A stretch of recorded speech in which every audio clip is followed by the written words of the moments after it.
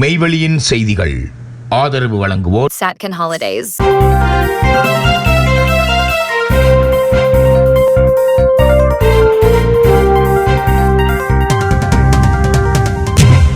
வணக்கம். மெய்வெளியின் செய்திகள் வாசித்தளிப்பவர் சாம் பிரதீபன். முதலில் இலங்கை செய்திகள்.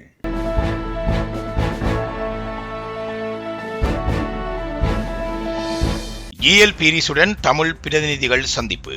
தந்தை செல்வாவின் 49வது நினைவு தினத்தை முன்னிட்டு ஞாயிற்றுக்கிழமை நடைபெற்ற தந்தை செல்வா நினைவு பேருரை நிகழ்விற்காக உரையாற்றுவதற்காக யாழ்ப்பாணத்திற்கு விஜயம் மேற்கொண்டிருந்த முன்னாள் வெளிவிவகார அமைச்சர் பேராசிரியர் GL பீரிஸுக்கும் இலங்கை தமிழரசுக் கட்சி மற்றும் ஜனநாயக தமிழ் தேசிய கூட்டணியின் பிரதிநிதிகளுக்கும் இடையில் சனிக்கிழமை மாலை 4 மணியளவில் சுமந்திரனின் யாழ் இல்லத்தில் சந்திப்பொன்று நடைபெற்றது. இச்சந்திப்பின் போது தாம் ஆட்சி பீடமேறி ஒரு வருடத்திற்குள் மாகாண சபை தேர்தல்களை நடத்துவதாக தேசிய மக்கள் சக்தி அரசாங்கம் வாக்குறுதி அளித்த போதிலும் அவ்வாக்குறுதியை நிறைவேற்ற தவறி இருப்பது குறித்து விரிவாக கலந்துரையாடப்பட்டிருந்தது. அதற்கமைய மாகாண சபை தேர்தல்களை உடனடியாக நடத்துமாறு அரசாங்கத்திற்கு அழுத்தம் பிரயோகிக்கும் நடவடிக்கைகளை வடக்கு மற்றும் தெற்கு அரசியல் கட்சிகள் ஒன்றிணைந்து முன்னெடுக்க வேண்டும் என வலியுறுத்தப்பட்டிருந்தது. திருக்கோணேஸ்வரர் கோயில் வளாகத்தில் ரேடார் அமைப்பொன்றை நிறுவும் எந்த நோக்கமும் இல்லை, இலங்கை விமானப்படை தெரிவிப்பு. திருகோணமலை திருக்கோணேஸ்வரர் கோவில் வளாகத்தில் இலங்கை விமானப்படை ரேடார் அமைப்பொன்றை நிறுவும் எந்த நோக்கமும் இல்லை என விமானப்படை தெரிவித்துள்ளது. இது தொடர்பில் இலங்கை விமானப்படை ஊடக பணிப்பாளர் விடுத்துள்ள அறிக்கையில், திருகோணமலை வரலாற்று சிறப்புமிக்க திருக்கோணேஸ்வரர் கோவில் வளாகத்திற்குள் ரேடார் அமைப்புகளை நிறுவுவதற்காக இலங்கை விமானப்படை நிலம் கோரியுள்ளது என சில பத்திரிகைகள் மற்றும் இணையதளங்களில் வெளியிடப்பட்ட செய்திகள் விமானப்படையின் கவனத்தை ஈர்த்துள்ளது. இந்த செய்தி தொடர்பாக விமானப்படையின் உத்தியோகபூர்வ நிலைப்பாட்டையும் உண்மைகளையும் நாங்கள் தெளிவுபடுத்த விரும்புகிறோம். திருக்கோணேஸ்வரர் கோவில் வளாகத்திற்கு உள்ளேயோ அல்லது அதை சுற்றியோ எந்த ஒரு ரேடார் அமைப்பையும் நிறுவ இலங்கை விமானப்படைக்கு எந்த திட்டமும் இல்லை. அந்த நோக்கத்திற்காக எந்த நிலத்தையும் கையகப்படுத்த வேண்டிய அவசியம் இலங்கை விமானப்படைக்கு இல்லை என்பதையும் நாங்கள் உறுதிப்படுத்துகின்றோம். இலங்கை விமானப்படையானது எப்போதும் நாட்டின் வரலாற்று மற்றும் அனைத்து சமய தலங்களின் புனிதத்தையும் பாரம்பரியத்தையும் மதிக்கும் ஒரு நிறுவனமாகவே இருந்து வருகின்றது. இத்தகைய முக்கியத்துவம் வாய்ந்த நிலப்பரப்பில் அபிவிருத்தி பணிகளையோ அல்லது இராணுவ நிறுவுதல்களையோ மேற்கொள்ளும் நோக்கம் விமானப்படைக்கு இல்லை. மேலும் எந்தவொரு அதிகாரப்பூர்வ விசாரணையுமின்றி வெளியாகும் இதுபோன்ற செய்திகள் அப்பகுதி மக்களிடையே தேவையற்ற அமைதியின்மையை ஏற்படுத்துவதோடு விமானப்படை மீது ஒரு தவறான மனப்பான்மையையும் உருவாக்கும் வாய்ப்புள்ளதாகவும் அவர்கள் மேலும் தெரிவித்துள்ளார்கள். போதைப் பொருட்களுடன் கைதான 22 பிக்குகள் விவகாரம். சட்டத்தின் முன் அனைவரும் சமமானவர்கள், அமைச்சர் ஆனந்த விஜயபால தெரிவிப்பு. கட்டுநாயக்க விமான நிலைய வளாகத்தில் போதைப் பொருட்களுடன் கைதான பிக்குகள் தொடர்பில் விசாரணைகள் ஆரம்பிக்கப்பட்டுள்ளதாக பொதுமக்கள் பாதுகாப்பு அமைச்சர் ஆனந்த விஜயபால தெரிவித்துள்ளார். நிகழ்வொன்றில் இன்று கலந்து கொண்டு கருத்து தெரிவித்த போதே அவர் இதனை கூறியுள்ளார். சட்டத்தின் முன் அனைவரும் சமமானவர்கள் என கூறிய அவர், பலவீனமானவர்களுக்கு ஒரு சட்டமும் பலமானவர்களுக்கு ஒரு சட்டமும் நடைமுறைப்படுத்தப்பட மாட்டாது என்றும் கூறியிருந்தார். இச்சம்பவம் குறித்து நீதிமன்றத்தில் அறிக்கையிடப்பட்டுள்ளதாக தெரிவித்த அமைச்சர், இது தொடர்பாக மேலதிக நடவடிக்கைகளை எடுக்க எதிர்பார்த்துள்ளதாகவும் தெரிவித்துள்ளார். இந்த சம்பவம் தொடர்பாக மகா சங்கத்தினரின் அறிவுரை மற்றும் ஆலோசனைகளுடன் செயற்படும் அதே வேளை சட்டபூர்வமாக எடுக்க வேண்டிய நடவடிக்கைகளை எடுப்போம் என பொதுமக்கள் பாதுகாப்பு அமைச்சர் ஆனந்த விஜயபால மேலும் தெரிவித்துள்ளார். தாய்லாந்திலிருந்து சுமார் 110 கோடி ரூபாவுக்கும் அதிகமான பெறுமதியுடைய குஷ் மற்றும் ஹேஷ் ரக போதைப் பொருட்களை கடத்தி வந்த 22 தேரர்கள் கட்டுநாயக்க சர்வதேச விமான நிலையத்தில் வைத்து போலீஸ் போதைப்பொருள் ஒழிப்பு பிரிவினரால் கைது செய்யப்பட்டுள்ளனர். போலீஸ் போதைப்பொருள் ஒழிப்பு பிரிவுக்கு கிடைத்த ரகசிய தகவலை அடுத்து சனிக்கிழமை இரவு 10:10 மணியளவில் தாய்லாந்தின் பேங்காக் நகரிலிருந்து தாய் ஏர் ஏசியா விமானம் மூலம் வருகை தந்த தேரர்களை அதிகாரிகள் சோதனையிட்டுள்ளனர். இதன்போது அவர்கள் கொண்டு வந்த பயணப் பொதிகளில் மறைத்து வைக்கப்பட்டிருந்த போதைப்பொருள் தொகை கண்டுபிடிக்கப்பட்டது. ஒவ்வொரு தேரரின் பயணப் பொதியிலும் பாடசாலை உபகரணங்கள் மற்றும் இனிப்பு பண்டங்களுக்கு நடுவே சூட்சுமமான முறையில் போதைப் பொருட்கள் மறைத்து வைக்கப்பட்டிருந்தன. ஒவ்வொரு தேரரும் சுமார் 5 கிலோகிராம் போதைப் பொருளை தனித்தனியாக கொண்டு வந்துள்ளனர். இவர்கள் இலங்கையின் பல்வேறு பகுதிகளைச் சேர்ந்த இளம் தேரர்கள் எனவும் உயர் கல்வி நிறுவனங்களில் கல்வி பயின்று வருபவர்கள் எனவும் அடையாளம் காணப்பட்டுள்ளனர். மொத்தமாக 110 கிலோகிராமுக்கும் அதிக எடையுள்ள போதைப் பொருள் கைப்பற்றப்பட்டுள்ளதுடன் அதன் சந்தை பெறுமதி சுமார் 110 கோடி ரூபாவுக்கும் அதிகம் என மதிப்பிடப்பட்டுள்ளது.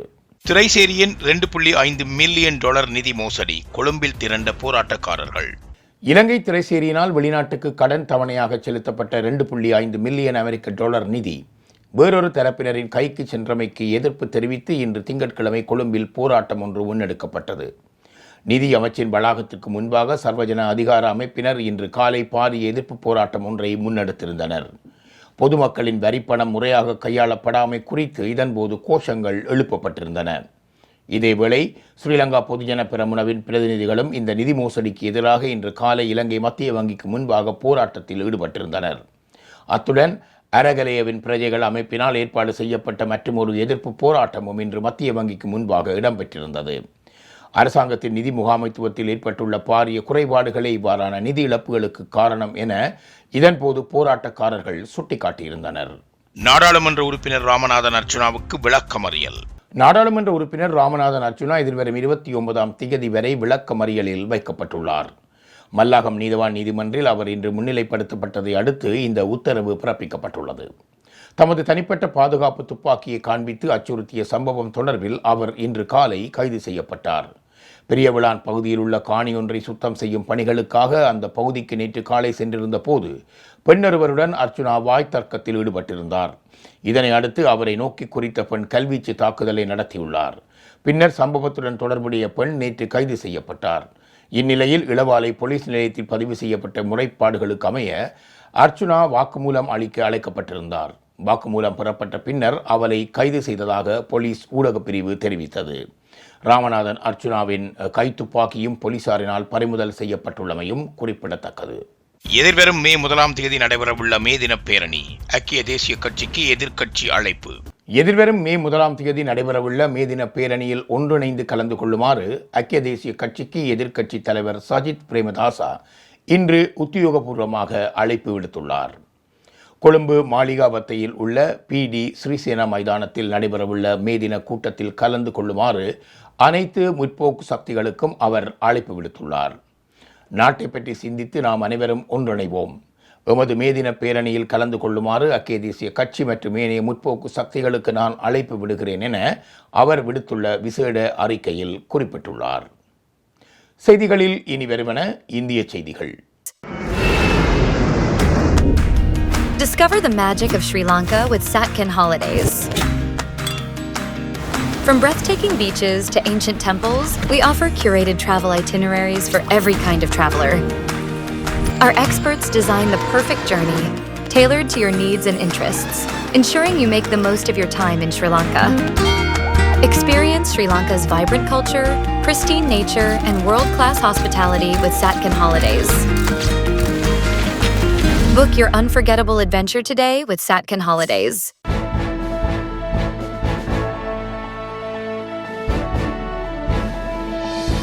தமிழக சட்டப்பேரவை தேர்தல், தமிழக வெற்றிக் கழக தலைமை தமது வேட்பாளர்களுக்கு வழங்கிய தகவல். தமிழக சட்டப்பேரவை தேர்தல் முடிவுகள் வெளியாவதற்கு இன்னும் சில தினங்களே உள்ள நிலையில் தமிழக வெற்றிக் கழக தலைமை தனது வேட்பாளர்களுக்கு முக்கிய அறிவுறுத்தல்களை வழங்கியுள்ளதாக தகவல் வெளியாகியிருக்கிறது.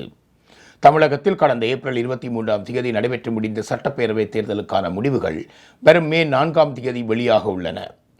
ஆட்சி கட்டிலில் அமரப்போவது யார் என்பதில் ஆளும் கட்சியான திமுக, பிரதான எதிர்க்கட்சியான அதிமுக மற்றும் முதல் தேர்தலை சந்தித்துள்ள தமிழக வெற்றிக் கழகம் ஆகிய 3 கட்சிகளுமே அதீத நம்பிக்கையில் உள்ளன. குறிப்பாக முதல் தேர்தலிலேயே ஆட்சி அமைக்க தேவையான இடங்களை பிடித்து விடுவோம் என்கிற நம்பிக்கையில் தமிழக வெற்றிக் கழகத்தினர் உற்சாகத்தில் இருக்கின்றார்கள். இந்நிலையில் கடந்த 2 நாட்களாக பனையூரில் உள்ள கட்சி தலைமை அலுவலகத்தில் தீவிர ஆலோசனை கூட்டங்களும் நடைபெற்று வருகின்றன. வாக்கு எண்ணிக்கை நாளன்று வேட்பாளர்கள் கடைபிடிக்க வேண்டிய பாதுகாப்பு நெறிமுறைகள் மற்றும் தேர்தல் முடிவுகளுக்கு பிந்தைய அடுத்த கட்ட நகர்வுகள் குறித்து இந்த தொடர் கூட்டங்களில் விவாதிக்கப்பட்டு வருகின்றது. அதாவது தேர்தலுக்கு பிந்தைய கள நிலவரங்கள் குறித்து தமிழக வெற்றிக் கழக கட்சி தலைமை நடத்திய விரிவான ஆய்வில் அக்கட்சி பல தொகுதிகளில் வெற்றி பெறுவதற்கான வாய்ப்புகள் பிரகாசமாக இருப்பது தெரிய வந்துள்ளது. இதனைத் தொடர்ந்து பனையூரில் புசி, ஆனந்தி, செங்கோட்டையன் ஆலோசனை கூட்டத்தை நடத்தியுள்ளனர். இந்த கூட்டத்தில் 50,000க்கும் அதிகமான வாக்குகளை பெற வாய்ப்புள்ளதாக கருதப்படும் 40க்கும் மேற்பட்ட முக்கிய வேட்பாளர்கள் நேரில் அழைக்கப்பட்டிருந்தனர். டெல்லியில் இருந்து சூரிச் நோக்கி புறப்படவிருந்த ஸ்விஸ் ஏர் விமானத்தின் இயந்திரத்தில் திடீரென தீப்பிடித்தது. மயிரிழையில் உயிர் தப்பிய 232 பயணிகள். இந்தியாவின் தலைநகர் புதுடெல்லியில் இந்திரா காந்தி சர்வதேச விமான நிலையத்தில் ஞாயிற்றுக்கிழமை சூரிச் நோக்கி புறப்படவிருந்த சுவிஸ் ஏர் விமானத்தின் என்ஜின் திடீரென தீப்பிடித்துள்ளது. விமானியின் துரித நடவடிக்கையால் 232 பயணிகள் மயிரிழையில் உயிர் தப்பியுள்ளனர். புதுடெல்லியில் இருந்து சுவிட்சர்லாந்தின் சூரிச் நகருக்கு புறப்பட்ட LX 147 என்ற சுவிஸ் ஏர் விமானம் ஓடுதளத்தில் அதிவேகமாக சென்று கொண்டிருந்த போது இந்த விபத்து நிகழ்ந்துள்ளது. விமானம் தரையிலிருந்து எழும்ப முயன்ற தருணத்தில் அதன் இடப்பக்க என்ஜின் திடீரென செயலிழந்து தீப்பிடித்துள்ளது. விமானத்தின் இடதுபுறத்தில் கரும் புகை வெளியேறியதுடன் வலதுபக்க தரைப்பக்க சக்கரங்களுக்கு அருகிலும் தீ காணப்பட்டதாக அதிகாரிகள் தெரிவித்துள்ளனர். விபத்தை உணர்ந்த விமானி உடனடியாக தரையிறக்க கட்டுப்பாட்டு அறைக்கு தகவல் தெரிவித்து விமானத்தை ஓடுதளத்திலேயே அவசரமாக நிறுத்தியுள்ளார்.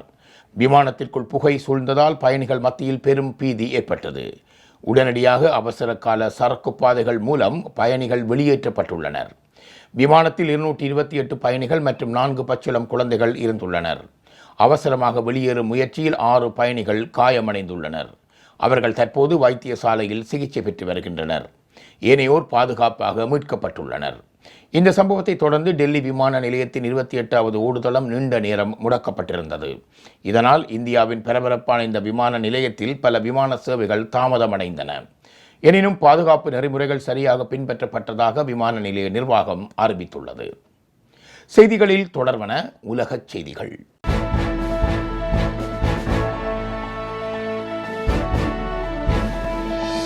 வெள்ளை மாளிகை செய்தியாளர் சந்திப்பில் துப்பாக்கிச் சூடு. நீதிமன்றத்தில் ஆஜர்படுத்தப்பட உள்ளார் சந்தேக நபர் கோல் தோமஸ் அலன். அமெரிக்காவின் வெள்ளை மாளிகையில் செய்தியாளர் இரவு விருந்தின் போது இடம்பெற்ற துப்பாக்கிச் சூடு சம்பவத்தின் சந்தேக நபர் இன்று நீதிமன்றத்தில் ஆஜர்படுத்தப்பட உள்ளார். சந்தேக நபர் கலிபோர்னியா மாநிலத்தின் டாரன்ஸ் பகுதியைச் சேர்ந்த 31 வயதான கோல் தோமஸ் அலன் என அமெரிக்க ஊடகங்கள் தெரிவித்துள்ளன. ட்ரம்ப் நிர்வாக உறுப்பினர்களை இலக்கு வைத்து இந்த தாக்குதல் நடத்தப்பட்டதாக ஆரம்பகட்ட விசாரணைகளில் தெரிய வந்துள்ளதென அமெரிக்க அட்டர்னி ஜெனரல் ஜார்ஜ் பிளான்ஸ் கூறியுள்ளார். சம்பவம் நடந்த 1 மணி நேரத்துக்குள் ட்ரம்ப் தனது ட்ரூத் சோஷியல் தளத்தில் துப்பாக்கிச்சூடு நடத்தியவர் கைது செய்யப்பட்டுள்ளதாக பதிவிட்டுள்ளார். சந்தேக நபர் தற்போது வடமேற்கு வாஷிங்டன் டிசியில் உள்ள பெருநகர காவல்துறை நிலையத்தில் தடுத்து வைக்கப்பட்டுள்ளார். பின்னர் தலைநகரின் தென்கிழக்கு பகுதியில் உள்ள தடுப்பு காவல் மையத்திற்கு மாற்றப்படுவார் என தெரிவிக்கப்படுகிறது. ஒரு கூட்டாட்சி அதிகாரியை தாக்கியது மற்றும் வன்முறை குற்றத்தின் போது துப்பாக்கியை பயன்படுத்தியது உள்ளிட்ட குற்றச்சாட்டுகள் இன்று முறையாக பதிவு செய்யப்படலாம் என எதிர்பார்க்கப்படுகின்றது. மேலும் கூடுதல் கூட்டாட்சி குற்றச்சாட்டுகளும் பின்னர் தாக்கல் செய்யப்படலாம் என அதிகாரிகள் தெரிவித்துள்ளனர். ஈரான் போர், பிரிக்ஸ் உறுப்பு நாடுகளிடையே கருத்து வேறுபாடு. இந்தியா, சீனா, ரஷ்யா உள்ளிட்ட நாடுகளை கொண்ட பிரிக்ஸ் கூட்டமைப்பின் துணை வெளியுறவு அமைச்சர்கள் மற்றும் விசேட தூதுவர்களின் சந்திப்பு அண்மையில் இடம்பெற்றிருந்தது. டெல்லியில் நடந்த இந்த கூட்டத்தில் பிராந்தியத்தில் நடைபெறும் மோதல்கள் குறித்து விரிவாக விவாதிக்கப்பட்டது. இதில் ஈரான் மீதான போர் தொடர்பாக நடந்த விவாதத்தில் உறுப்பு நாடுகளிடம் கருத்து வேறுபாடு நிலவியதாக தகவல் வெளியாகியுள்ளது. இதனால் ஏகமனதாக ஒரு தீர்மானம் எட்டப்படாமல் இந்த கூட்டம் முடிவடைந்தும் உள்ளது. குறிப்பாக ஐக்கிய அரபு ராச்சியத்தின் நிலைப்பாடு காரணமாக கூட்டறிக்கை வெளியிடப்படாமல் போனதாக டெல்லி வட்டார தகவல்கள் தெரிவிக்கின்றன. பிரிக்ஸ் கூட்டமைப்பில் பிரேசில், ரஷ்யா, இந்தியா, சீனா, தென்னாப்பிரிக்கா, எகிப்து, எத்தியோப்பியா, ஈரான், சவுதி அரேபியா, ஐக்கிய அரபு ராச்சியம் மற்றும் இந்தோனேசியா ஆகிய 11 நாடுகள் உறுப்பு நாடுகளாக உள்ளமை குறிப்பிடத்தக்கது. இத்துடன் மெய்வழியின் செய்திகள் நிறைவு பெற்றன. தொடர்ந்து நமது செய்திகளை பார்வையிட www.மெய்வழி.com என்ற எங்கள் இணையதளத்தை பார்வையிடுங்கள். அத்தோடு மெய்வழி ஆப்பையும் தரவிறக்கம் செய்து கொள்ளுங்கள். வணக்கம்.